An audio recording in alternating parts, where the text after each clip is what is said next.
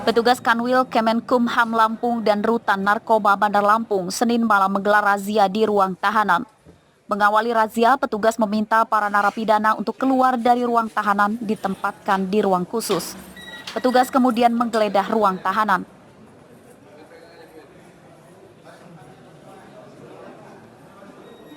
Pada razia ini, petugas tidak menemukan narkoba yang disembunyikan narapidana. Petugas hanya menemukan benda-benda yang dianggap berbahaya dan dilarang masuk ke ruang tahanan seperti korek api, kabel, dan peralatan elektronik lainnya.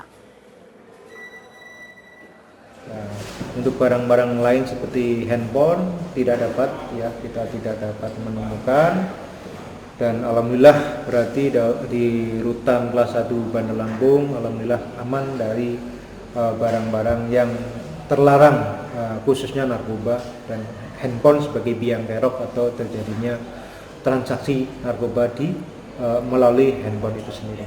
Razia ini digelar serentak di rutan dan lapas di Bandar Lampung. Razia bertujuan untuk memberantas dan mencegah peredaran gelap narkoba di dalam ruang tahanan di rutan, lapas narkotika, dan lapas perempuan Bandar Lampung. Untuk deteksi dini terhadap gangguan keamanan ketertiban di lapas dan rutan seluruh wilayah Lampung. Kedua, untuk memperkuat program pencegahan, pemberantasan penyalahgunaan dan peredaran gelap narkotika di seluruh UPT di wilayah Lampung. Tiga, bagi narapidana yang terpergok membawa kabel, korek api, dan peralatan elektronik tidak diberikan sanksi apapun. Petugas hanya menyita benda-benda terlarang itu. Razia serupa rencananya akan digelar secara berkelanjutan. Arsadi Saputra melaporkan dari Bandar Lampung.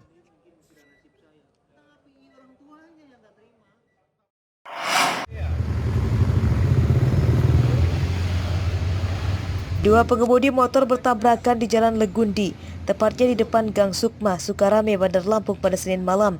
Kedua motor sama-sama rusak, sementara para pengemudinya juga terluka, yang kemudian dievakuasi ke rumah sakit. Polisi yang tiba di lokasi kemudian melakukan olah TKP dan menyita kedua motor yang terlibat kecelakaan. Penyebab kecelakaan masih dalam penyelidikan polisi. Menurut warga, dua motor yang kecelakaan itu berasal dari dua arah berlawanan dan sama-sama sedang melaju dalam kecepatan tinggi. Pas di tengah garis itu ya? Keras suaranya.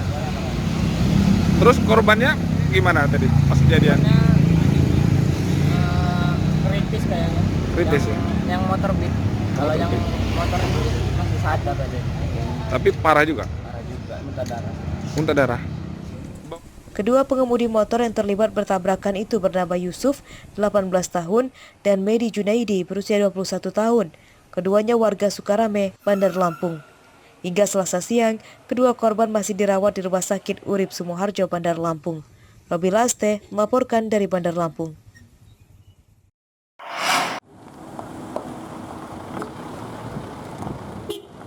Gubernur Sumatera Barat, Mahyeldi Ansarullah, Selasa pagi mengunjungi lokasi peternakan sapi milik PT Juang Jaya Abadi Alam yang terletak di Kecamatan Sidomulyo, Lampung Selatan. Kedatangan Gubernur Mahyeldi itu bagian dari studi banding peternakan dan perikanan di Lampung. Mahyeldi mengatakan, pengalaman luar biasa dirinya bisa melihat peternakan sapi yang luasnya mencapai 200 hektar. Dari hasil kunjungannya ini, Gubernur Mahyeldi berencana akan menerapkan peternakan sapi di daerah yang dipimpinnya. Ia mengatakan bahwa Sumatera Barat juga mempunyai potensi yang sama dan bisa membangun peternakan di daerah Pasaman dengan luas tanah sekitar 20.000 hektar.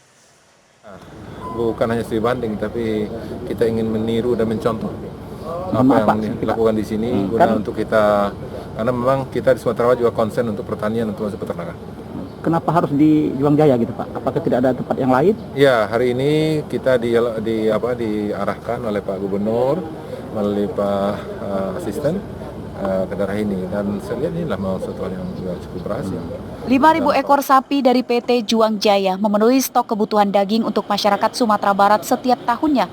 Saat ini, sapi di peternakan PT Juang Jaya berjumlah sekitar 9.000 ekor, diantaranya jenis sapi Brahman Cross dan kerbau. Ari Susanto melaporkan dari Lampung Selatan.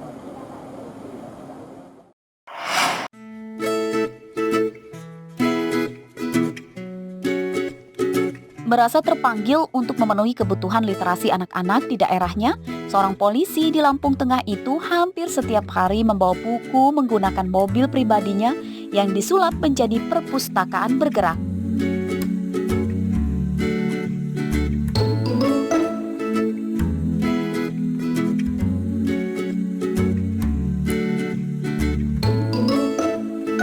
Personil Babin Kamtipmas bernama Bribka Leonardo Kiswoyo itu membawa buku keliling wilayah Kecamatan Bangunrejo, Lampung Tengah.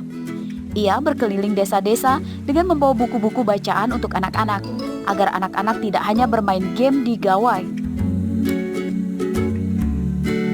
Jalanan desa yang rusak digasaknya demi untuk mengantarkan buku-buku bacaan anak itu. Selain membawa buku, hal itu juga sekaligus dilakukannya untuk menjaga keamanan wilayah sebagai seorang polisi. Jadi saya berpikir bagaimana cara menanggulangi anak-anak ini supaya ketika belajar di rumah bisa mengurangi kegiatan beraktivitas dengan menggunakan handphone dan juga mengurangi aktivitas bermain di rumah. Makanya saya menciptakan pustaka bergerak ini, kemudian membangkitkan lagi minat membaca mereka supaya tujuan untuk mengurangi beraktivitas di handphone. Setiap ia datang, anak-anak selalu menyerbu untuk membaca segala jenis buku yang dibawanya. Baca-baca buku, ada buku dongeng, pelajaran sekolah, ada kisah-kisah Nabi, banyak Banyak lah. Senangnya kita baca buku apa? baca buku dongeng. Baca buku dongeng ya? Iya. Kita bersyukur adanya pustaka bergerak dan taman baca karena bisa membantu anak-anak saya dan anak-anak seluruh masyarakat yang ada di sekitar tidak main HP, mengurangi bermain, dan bisa mengembangkan bakat, memberikan motivasi yang baik, dan membaca untuk pengalaman anak-anak kita semuanya. Dalam kegiatannya, Bribka Leonardo selalu dibantu oleh relawan emak-emak di sekitar tempat yang dikunjungi. Kegiatannya selalu dipusatkan di balai desa setempat. Selain membawa buku, Leonardo juga menyiapkan mainan edukasi untuk anak-anak yang dilakukannya ketika anak-anak sudah jenuh membaca. Kegiatan itu menurutnya akan terus dilakukan untuk menggiatkan kemampuan literasi anak-anak. Ari Susanto melaporkan dari Lampung Tengah.